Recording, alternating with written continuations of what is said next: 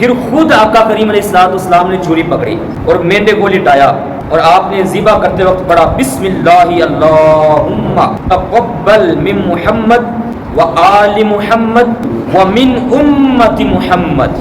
عرض کی مولا یہ تیرے نام پر میں ذبح کر رہا ہوں، اس کو تو قبول فرما لے میری طرف سے، میری آل کی طرف سے اور میری ساری کی ساری امت کی طرف سے. یہاں ہے ایک جانور آپ نے ذبح کیا.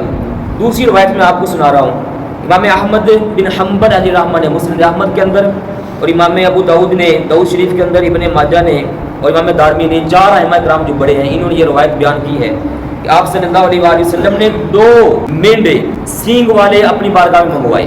امام ابو داؤد علیہ رحمہ نے جو الفاظ نقل کیے ہیں وہ ذرا سنیے گا. حدیث نمبر 2795 بالکل صحیح حدیث پاک ہے.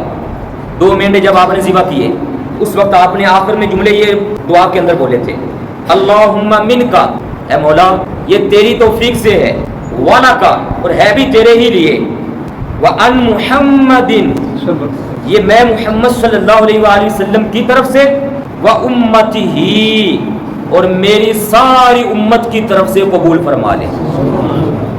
بسم اللہ اللہ اکبر یہ پڑھ کے پھر آپ نے اس جانوروں کو ذبح کر دیا.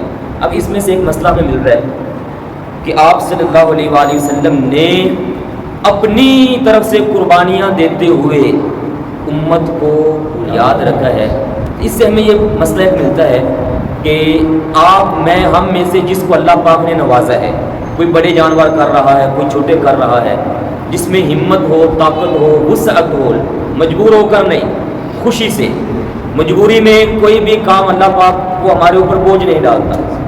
صاحب وسعت ہے، خوشی سے قربانی کر رہا ہے، اسے چاہیے کہ اپنی طرف سے بھی کرے. جب واجب ہے تو ایک حصہ یا ایک خوبصورت سا جانور بکرا وغیرہ وہ آپ صلی اللہ علیہ وآلہ وسلم کی طرف سے بھی کر دیں.